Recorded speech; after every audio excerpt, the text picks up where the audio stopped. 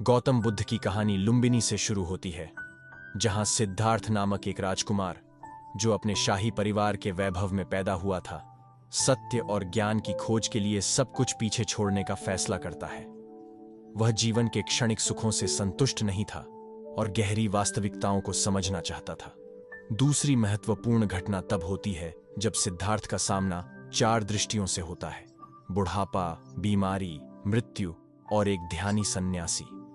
इन मुठभेड़ों ने दुनिया के बारे में उसकी समझ को चकनाचूर कर दिया और वह अपने मन में उठने वाले सवालों के जवाब खोजने निकल पड़ा। इसके बाद सिद्धार्थ ने कठोर तपस्या और ध्यान के मार्ग पर कदम रखा। उन्होंने अलग अलग रास्ते और तरीके आजमाए, विभिन्न शिक्षकों से अध्ययन किया, जिसके कारण उन्हें कई वर्षों तक कठिनाई का सामना करना पड़ा।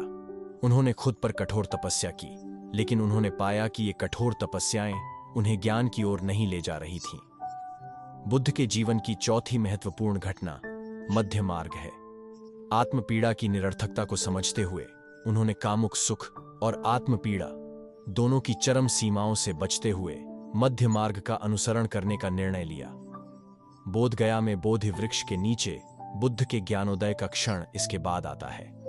लगातार 39 दिनों तक ध्यान करने के बाद उन्होंने ज्ञान प्राप्त किया, जो पूर्ण ज्ञान और आनंद की स्थिति है। ज्ञान प्राप्ति के बाद बुद्ध ने अपनी शिक्षाओं, धर्म का प्रसार करने के लिए व्यापक रूप से यात्रा की। उन्होंने लोगों को दुख को समाप्त करने और मृत्यु और पुनर्जन्म के चक्र से मुक्ति पाने के लिए 8 गुना मार्ग का अनुसरण करने की सलाह दी। बुद्ध के जीवन का अंतिम अध्याय तब था जब उन्होंने 80 वर्ष की आयु में परिनिर्वाण प्राप्त किया। उनके अंतिम शब्द थे, सभी बद्ध चीजें क्षणभंगुर हैं, अपनी मुक्ति के लिए लगन से प्रयास करो। उनकी शिक्षाएं दुनिया भर के लोगों को ज्ञान देती रहती है, जो अज्ञानता से ज्ञान की ओर एक सार्वभौमिक यात्रा का प्रतीक है। गौतम बुद्ध के जीवन के अध्याय हर मोड़ पर गहन ज्ञान की किरणें बिखेरते हैं, मानवता को उसके शाश्वत सत्यों की ओर मार्गदर्शन करते हैं तथा इसे समय और स्थान के बंधनों से परे ज्ञान की कहानी बनाते हैं। बौद्ध धर्म के संस्थापक गौतम बुद्ध ने असाधारण जीवन जिया। उनकी कहानी गहन शिक्षाओं और पाठों से भरी हुई है, जो आज भी लोगों को प्रभावित करती हैं। आइए उनकी यात्रा के 7 महत्वपूर्ण क्षणों पर एक व्यापक नजर डालें। शाक्य वंश के शाही परिवार में सिद्धार्थ के रूप में जन्मे गौतम के जन्म के समय एक आर्षि ने भविष्यवाणी की थी कि वे या तो एक महान राजा बनेंगे या एक पवित्र व्यक्ति। अपने पिता द्वारा उन्हें दुनिया के दुखों से बचाने के प्रयासों के बावजूद सिद्धार्थ की जिज्ञासा ने उन्हें एक अपरंपरागत दिशा में ले जाया। एक राजकुमार के रूप में सिद्धार्थ ने 4 दृश्यों का सामना किया, जिसने जीवन के प्रति उनके दृष्टिकोण को बदल दिया। उन्होंने एक बूढ़े व्यक्ति, एक बीमार व्यक्ति, एक मृत शरीर और अंत में एक भिक्षु को शांतिपूर्वक ध्यान करते हुए देखा। इन दृश्यों ने उन्हें जीवन में दुख की अनिवार्यता के बारे में जागरूक किया। जीवन की अपनी नई समझ से प्रेरित होकर सिद्धार्थ ने अपनी सभी राजसी विलासिता को त्याग दिया और मानवीय पीड़ा के बारे में सच्चाई की खोज करने के लिए एक पवित्र व्यक्ति का जीवन जीने का फैसला किया। वर्षों की कठोर तपस्या के निरर्थक साबित होने के बाद सिद्धार्थ ने बोधि वृक्ष के नीचे ध्यान करने का फैसला किया।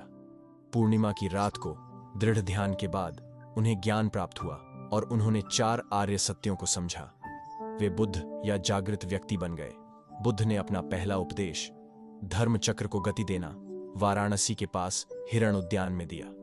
यहां उन्होंने 4 आर्य सत्य, अष्टांगिक मार्ग और मध्यम मार्ग की व्याख्या की। बुद्ध ने संघ की स्थापना की, भिक्षुओं और भिक्षुणियों का समुदाय, भाईचारे और समानता पर आधारित एक भ्रातृत्वपूर्ण आदेश। संघ का उद्देश्य मानवीय पीड़ा को खत्म करने के लिए बुद्ध की शिक्षाओं का प्रसार करना था। बुद्ध की मृत्यु 80 वर्ष की आयु में हुई।